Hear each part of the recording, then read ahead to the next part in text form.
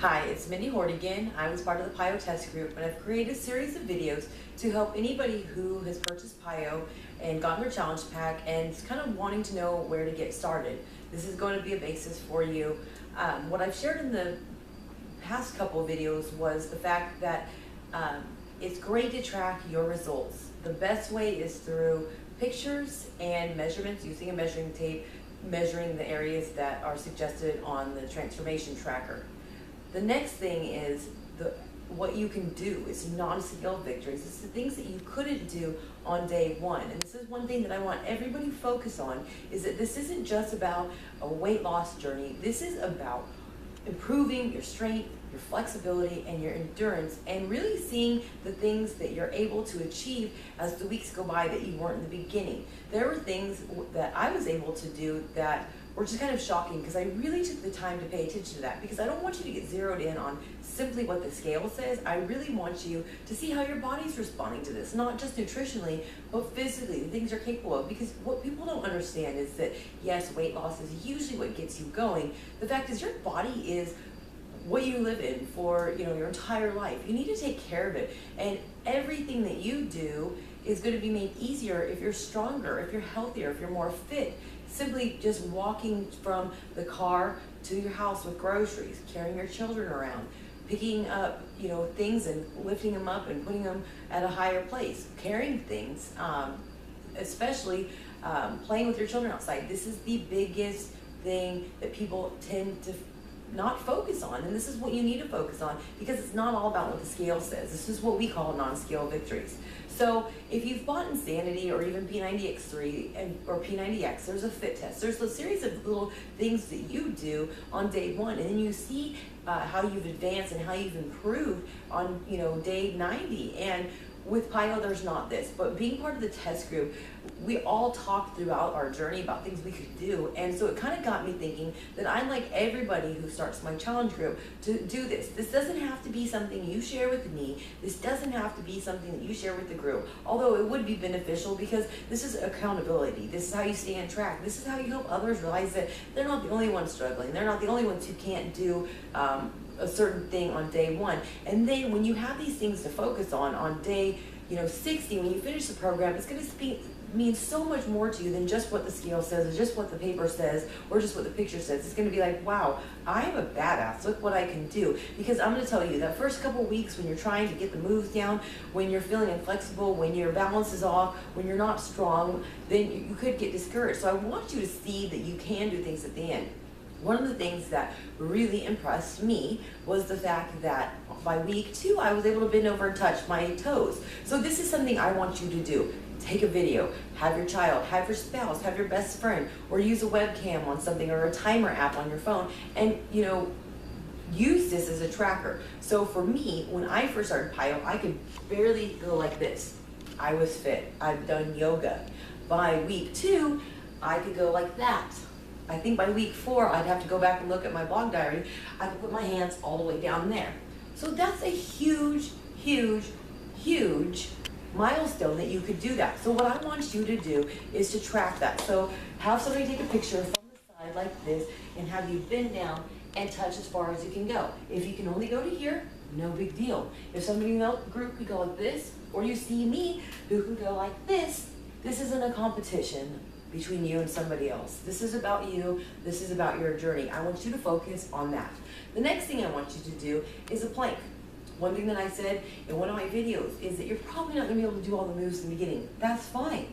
But you need to focus on progress, so that at some point in time, whether it's through 1 round of PiYo or 2 rounds, or maybe even 3, everybody's fitness level and everybody's journey is different. This isn't a race. This is just seriously about you. And this isn't something you want to stop on day 6. You want to keep going. You want to maintain your results, drinking Shakeology and continuing using the Beachbody programs, even if it's just PiYo. Because like for me, I love PiYo. I want to do it for the rest of my life.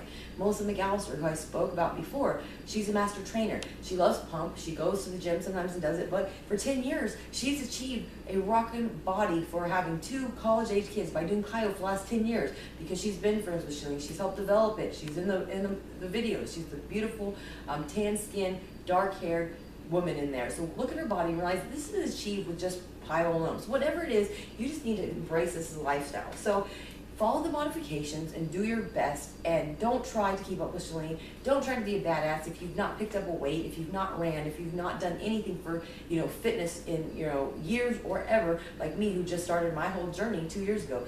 Go at your own pace. Follow Michelle, the lady who's following the showing or demonstrating the moderated version. There's no harm in that. You still can get effective workout. You're going to get a more effective workout by doing the moves correctly, having your form right, following Michelle, than trying to keep up with Shalene and being sloppy and not engaging all the muscles, and you could hurt yourself. So one of the first things we do is we do plank. Michelle a lot of times does it on her knees like this, and I can demonstrate it like that, like this.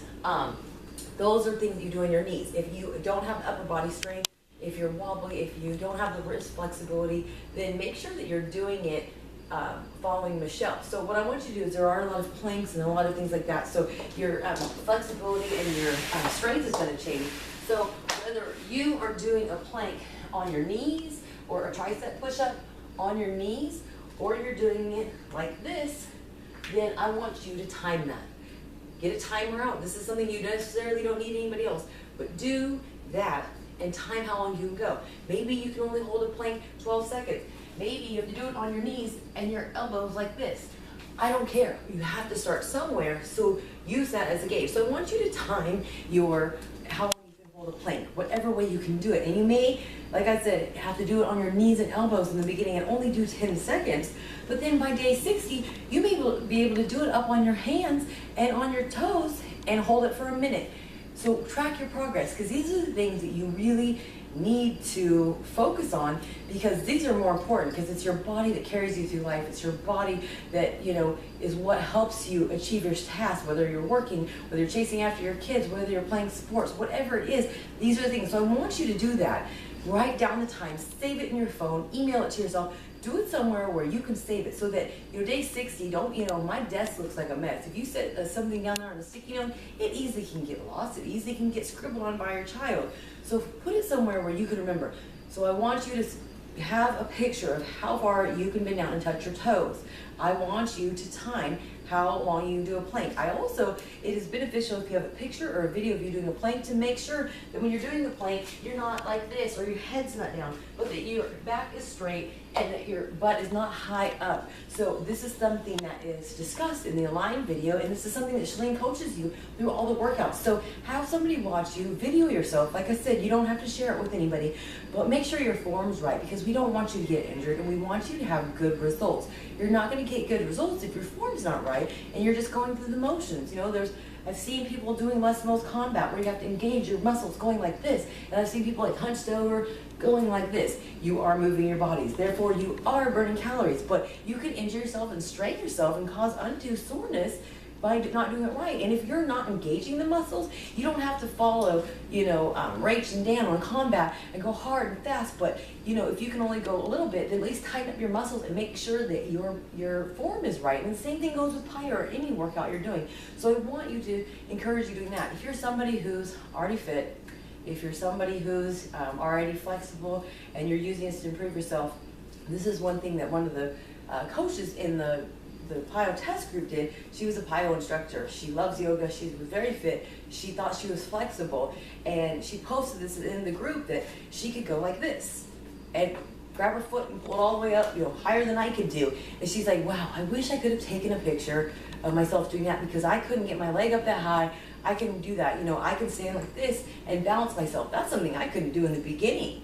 So these are things that, if you are, extremely overweight, I don't suggest doing that. But if this is something you feel you could try, then do it. Take a video, take a picture, and then later on at the very end of the program, compare, because you'll be surprised that your balance and that your flexibility has increased tremendously. So these are a few things I just want to share with you, so you really stop focusing just on the scale and you focus on your body's abilities, because you'll be amazed at what you can train your body to do in just 8 weeks. So please do this on your own time. And like I said, you don't have to share it, but do this for yourself to track your progress. I hope you enjoyed this video.